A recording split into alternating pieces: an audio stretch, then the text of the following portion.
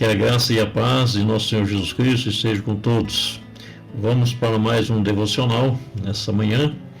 E o nosso devocional de hoje está em segunda carta de Paulo aos Coríntios, no capítulo 6 e o versículo 14 até o verso 18.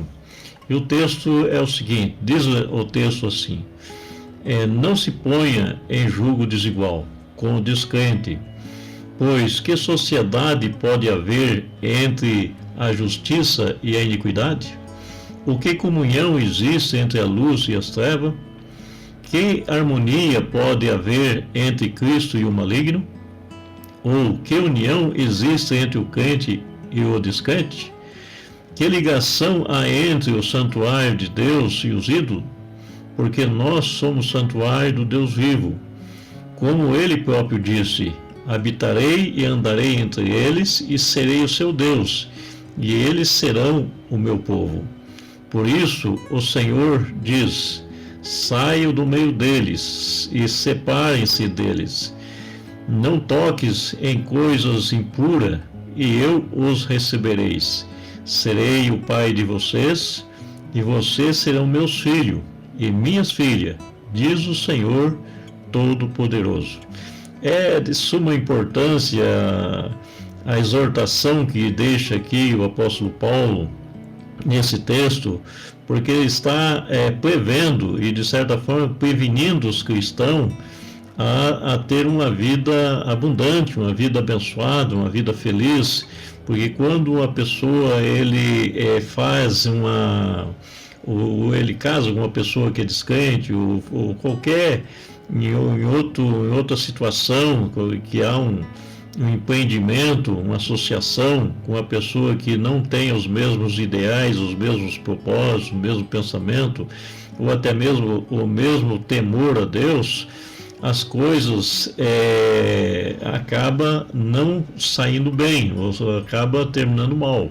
Então, na vida cristã, e o casamento é algo de suma importância, porque tudo se inicia ali, é um lar onde ele começa dividido, onde há incompatibilidade na vida conjugal, certamente ele não termina bem. Então é de suma importância o que o apóstolo Paulo está aqui advertindo, porque ele está falando justamente com todo cuidado, com todo carinho, porque Deus quer com que o seu povo seja exclusivamente dele e que possam viver em louvor e adoração e ter de fato, como disse o próprio Senhor Jesus Cristo, uma vida abundante, uma vida de paz, uma vida de harmonia no Senhor, apesar das lutas que certamente todo cristão enfrenta, mas imagina-se que no lar onde os cristãos formam a sua família, eles possam ter ali harmonia, paz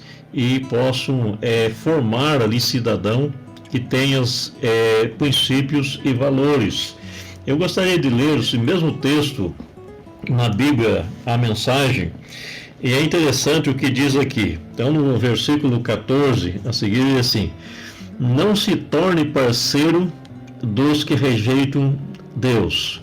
Não há o que fazer parceria entre o certo e o errado. Não é parceria, é guerra. A luz é amiga das trevas. Cristo passeia com o diabo. A verdade e a mentira andam de mãos dadas. Quem pensaria em pôr ídolo pagão no templo santo de Deus? Pois é exatamente o que somos. Cada um de nós é templo e Deus vive em nós. E Ele mesmo disse: vou viver nele e nele vou me mover. Vou ver o Deus deles e eles serão o meu povo. Vou ser o Deus dele e eles serão o meu povo. Então deixem de lado a corrupção e as parcerias, deixe tudo. E de uma vez por toda, diz Deus, não se associe com os que irão mergulhá-lo na sujeira. Quero todos vocês para mim. Serei um pai para vocês, e vocês serão filhos e filhas para mim. A palavra do Senhor Deus. Então aqui nós vemos de uma forma bastante enfática, é uma tradução que ela dá uma explicação mais fácil para entender, em todos os âmbitos da nossa vida, nosso comportamento como cristão, a gente ter todo o cuidado para justamente a gente não ter uma incompatibilidade do nosso relacionamento, para podermos caminharmos juntos no propósito que Deus tem para com a família. E em todo o sentido da nossa vida, precisamos justamente ter compatibilidade naquilo que nos relacionamos, tratando-se também do nosso compromisso que temos com Deus, para que tenhamos uma vida consistente, abundante e abençoada.